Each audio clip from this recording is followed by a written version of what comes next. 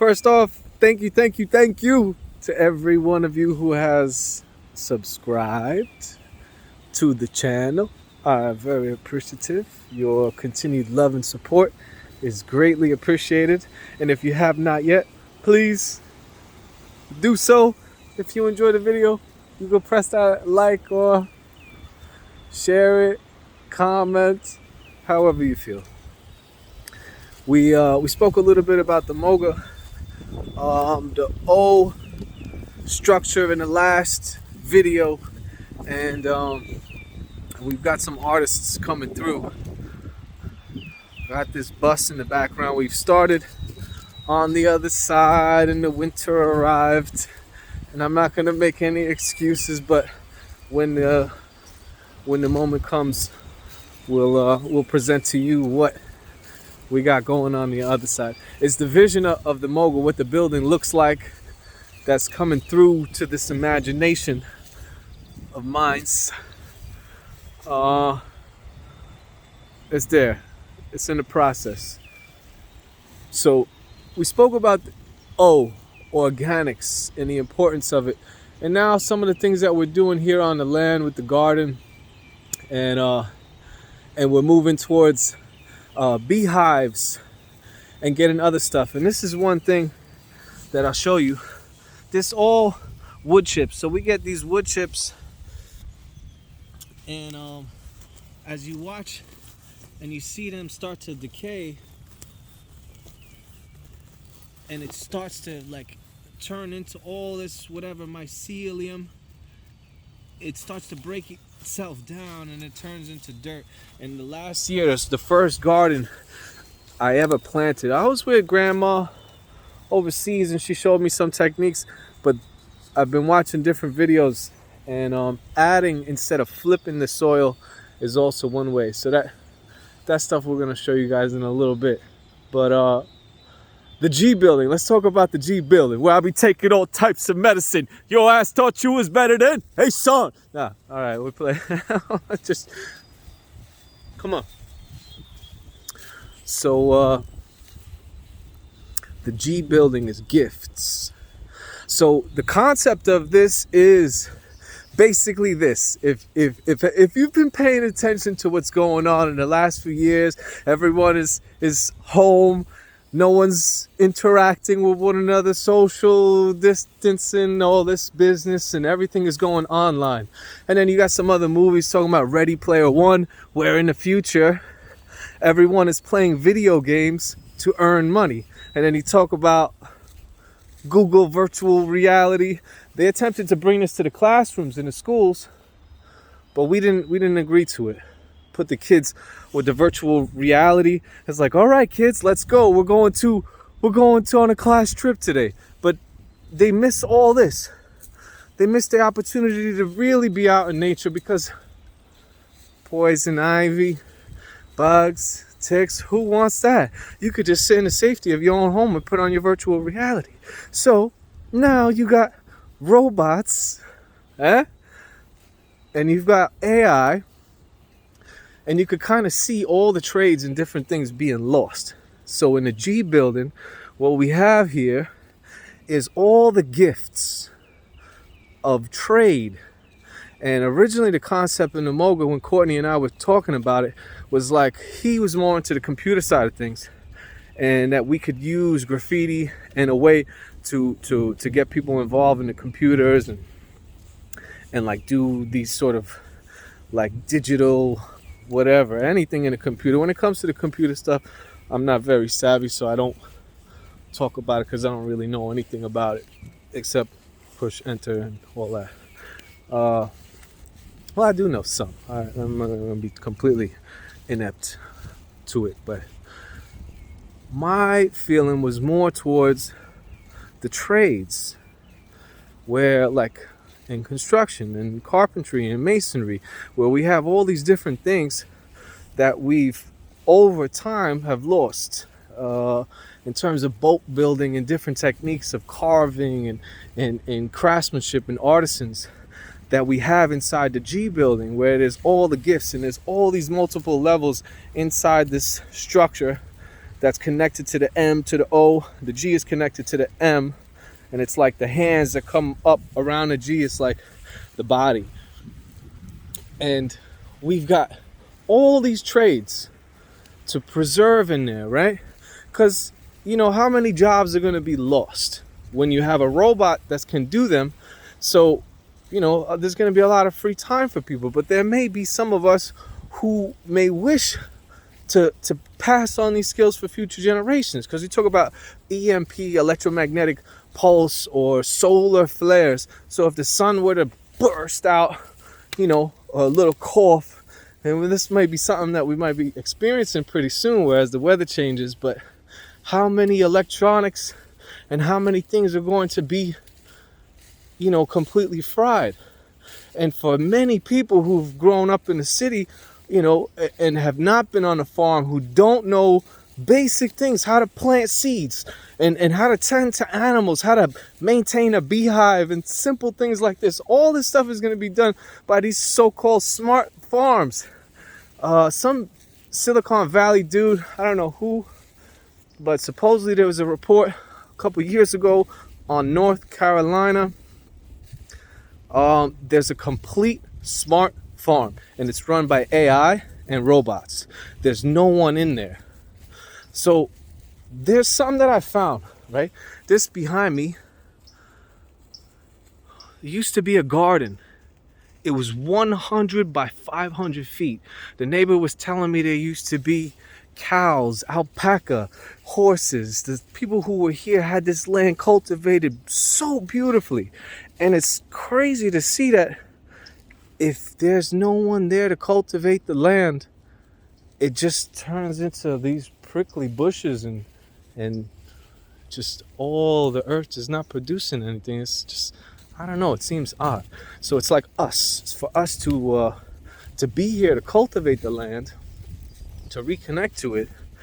And there's no reason why anyone should be hungry or experience hunger. But whatever.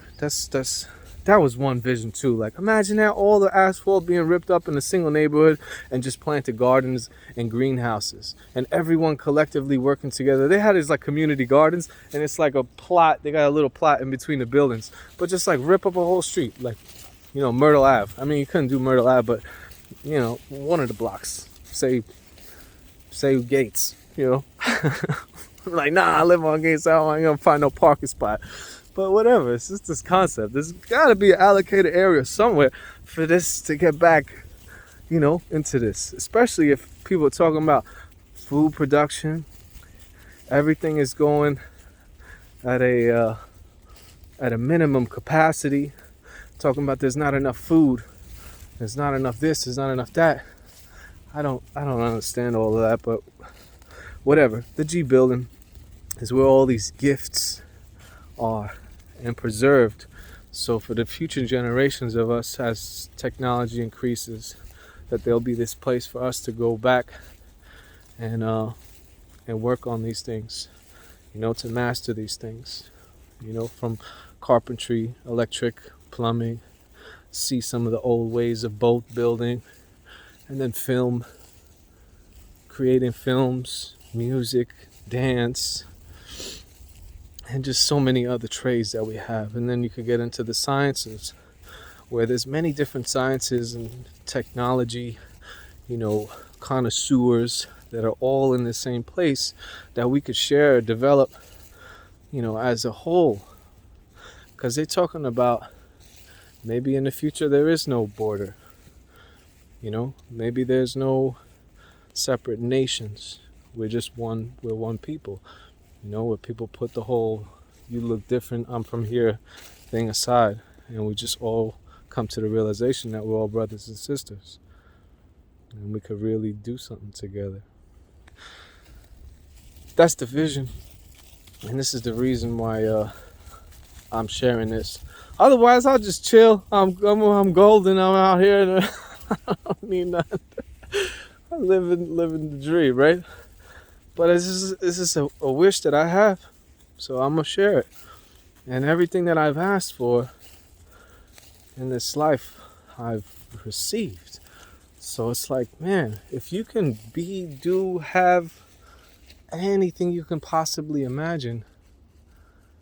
You know, you've seen in the past that so many families have done things to preserve their own family, to preserve their own town or their own tribe or their own, nation.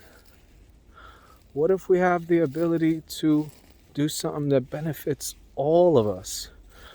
A place that people can go to that can develop their skills, like, I don't know, the Shaolin Temple thing. It's something maybe just ingrained in, watching Kung Fu. Maybe I got programmed as a kid to really just, go to this place and practice all these, Buddha palm and different Qigong flying through dimensions and stuff like that. And when you go through, cultivation practice and you start in the meditation or tranquility exercises, silence in your mind, man, you start to experience some pretty beautiful things when the mind is silent.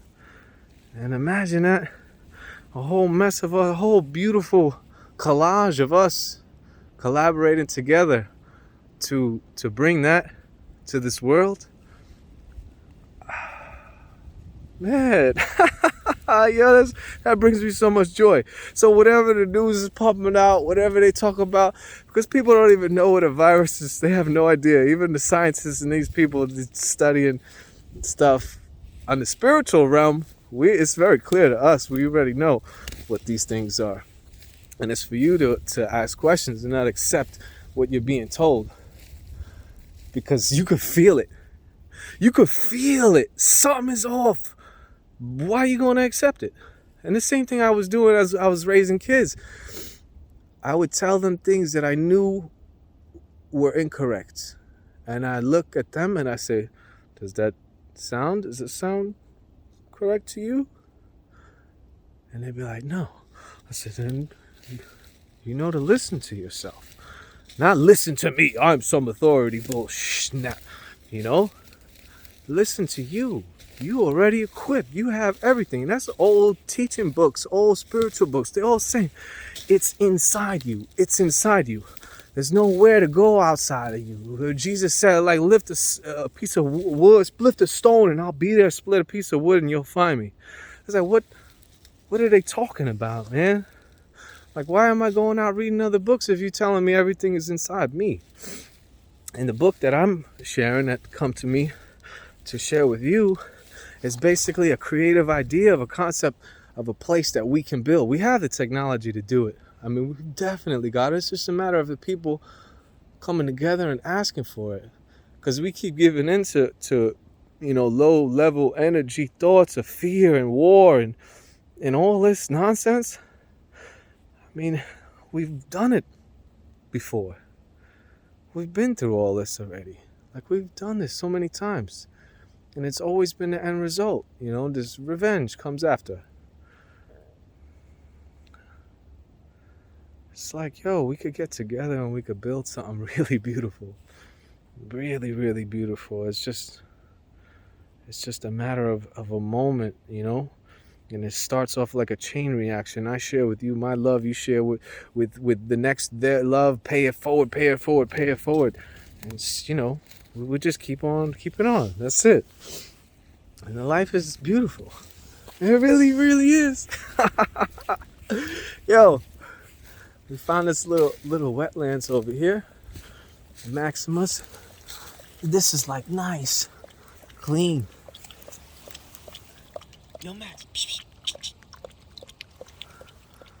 He's busy.